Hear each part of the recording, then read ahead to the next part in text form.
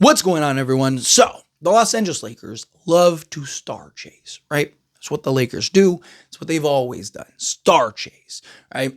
That's how they ended up getting Luka, right? So, more often than not, it does work out for them. And, in previous years, I've talked about like, hey, you need another star, you need this, you need that. But it was given the circumstances of the team, right? Things have changed. When you went and got Luka, assuming Luka puts the work in, gets his body right, gets back to being the Luka we know he's capable of being, then I don't think you necessarily need that other star right now, right? In a post-LeBron era, yes, you're going to need another star to pair alongside Luka, but to me, you kind of worry about that when the time comes, right? Once LeBron, whenever he decides to depart and leave, then you go and make the move to go get that other guy, right? And at that point, hopefully you've lined it up enough to have enough expiring contracts and so on and so forth to just sign that guy, or, you have enough expiring contracts to go make that trade, whatever, right? Like, point is that at some point we're going to need another star. I just don't think this offseason is the time. This team has so many holes and so many flaws, right? That I don't think any old star could fix. Now, if there is an opportunistic trade out there, right, then yes, you have to do it, right? Like, we'll use Kevin Durant as an example. If Kevin Durant's like, hey, I only want to go to the Lakers, and the Lakers can essentially turn Austin Reeves, Rui Hachimura, and Gabe Vincent into Kevin Durant. I'm not sure if the money even matches, but just bear with me, right? And you only have to give up, like a pick swap or something, like an opportunity. Like the Luka trade was an opportunistic trade, something that was just kind of presented, that kind of fell in their lap.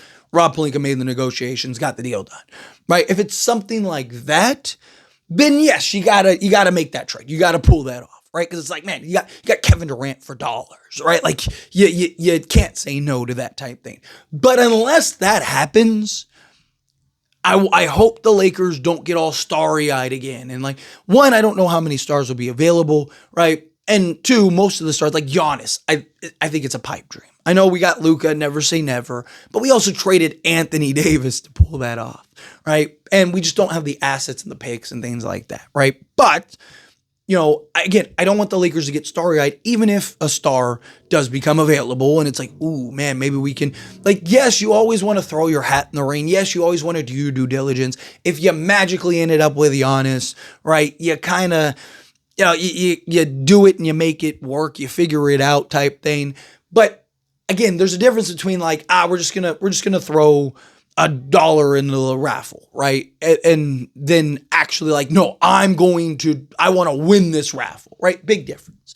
So I don't want to see the Lakers do that and get carried away. I'd rather them focus on the importance. Trust LeBron and Luka that if you get the complementary pieces, you get the right depth, you get the right personnel along those two, that those two can lead you to the promised land, which I do believe they can. I do believe that if you got a legit point of attack 3-and-D sizable two guard, like a Herb Jones, a Jalen Suggs, a Dyson Daniels, just again, names that people might be familiar with as examples. If you could get somebody like that and then pair, a legit 3-and-D wing alongside, can you get a Nickeil Alexander-Walker? From the Minnesota Timberwolves, and then go get like a Bruce Brown, and then go make a trade for a Mark Williams, and then sign a Clint Capella or whoever, right? Like, point is, like, now all of a sudden you start looking at that roster and it's like, oh, okay, well, we'll just say Jalen Suggs, for example. Just use him as an example, right? It's like, oh, wow, you got Luka, Suggs, right? Nickeil Alexander-Walker, LeBron James, and Mark Williams. That's a championship 5.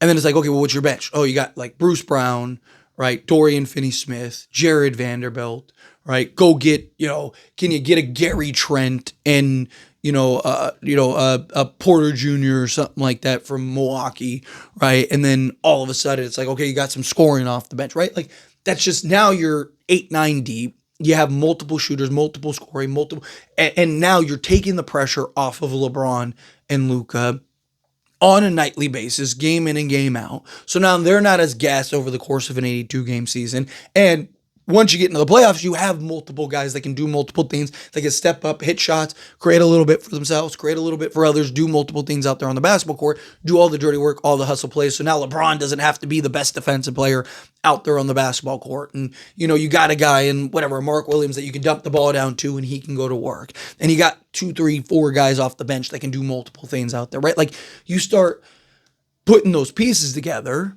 right?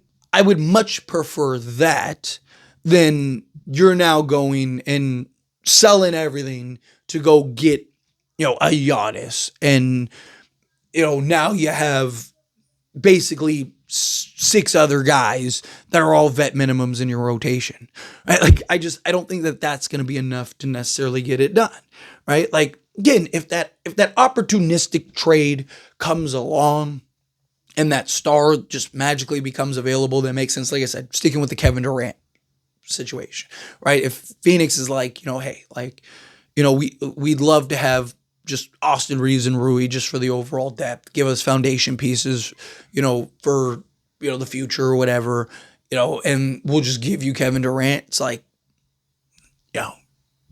I think you got to do that, right? I think you say, I don't think you say no to that, right? You kind of do that and then you figure that out, right? Like, cause you'd still have other moves that you can make. But point is like, unless something like that happens, that comes along, that's like, essentially you don't have to mortgage everything in order to go get it. I think the best course of action for the Lakers is just stay the course. You know what this team needs. Rob Pelinka even said it in his closing, interview, right? We need, perimeter defense, 3-and-D wings, and we need centers, right? Go out, get 2 centers, right? Because I think that's what you need. I think you need a legit starting center, and then I think you need that legit backup center. So you got those 2 centers, and then you pair that with a 3-and-D wing or 2, and you go and bring in 4 or 5 guys, and then maybe at the trade deadline you're working something out to get that missing piece or 2, right? Just minor moves. Boom! All of a sudden you got this, and it's like, okay, now. Or we're in business. Now we're off to the races. Now it's just a more complete, more dynamic team. You got better depth, better versatility. Again, look at Minnesota. Minnesota doesn't have 3 stars, 2. They don't even really have 2 stars. They have Anthony Edwards and a bunch of really good role guys in depth, right? Now, you have an advantage because you have Luka and LeBron if you went and carved out that depth. Now, maybe you won't need as much depth as a Minnesota or something like that. But if you can get that quality depth, if you can get that clear cut, like these 7 guys, you're not beating them in a 7-game series, right? Like that's very different than like, if you just had Luka, it's like, okay, well now you probably need 8 or 9 guys, and you probably need 1 or 2 like higher end guys, like, all-star level guys, right? Like you have an advantage over some of these other teams because you do have Luka and LeBron. All right, so you don't need your depth doesn't need to be as extensive as some of these other teams or as high as some of these other teams, but you still need good quality depth, and particularly in your starting 5. Something that I talked about all playoffs, right, is that Lakers just need better balance in the starting unit. They need better balance overall. You need to have that complement of offense and defense. I talked about it even last season, right? When we had D'Lo, Austin Reeves, Rui Hachimura, LeBron James, and Anthony Davis. I was like, yeah, this is great, right? When the offense is cooking and flowing, right? You're not beating the Lakers. Lakers are running through everybody. But what happens when the Lakers hit that offensive wall? What happens when the offense is not cooking anymore? And you need to get stops, or you need guys that hit shots, or you need to go into your bench to go get guys. I mean, JJ Redick completely lost faith in his bench. I don't really blame him. Right? No one on his bench was really giving you anything that was worth like, hey, man, we need to keep going to him. Right? Like, and so, that's the thing.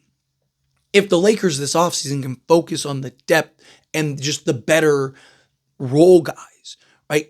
Get some real athleticism.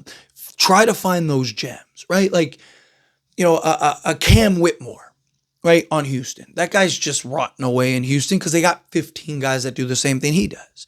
Can you come in and maybe work something out where you get a Cam Whitmore, right? Like now all of a sudden it's like, okay, here we go, right? You got a young, athletic, versatile wing that even if he's not a starter, he could be a quality bench piece and rotation piece and just play defense and give you that athleticism, right? Like you need to be, Jonathan Kaminga, can you figure something out in a way to get Kaminga, right? Like to where now it's like, okay, now you got that another, again, young, athletic, sizable, versatile wing, right? Get creative, get outside the box, try to find those value pieces, try to get those guys. Again, I'm just kind of using guys as an example that come to mind, but there's probably several other guys out there that you could probably find that are, diamonds in the rough or on a team that just, they're not getting the opportunity and playing time because they're even like an Isaiah Joe or something like that, right? Where, OKC is going to have to start making some decisions soon, right? Like, can you find a guy or two that's just like good value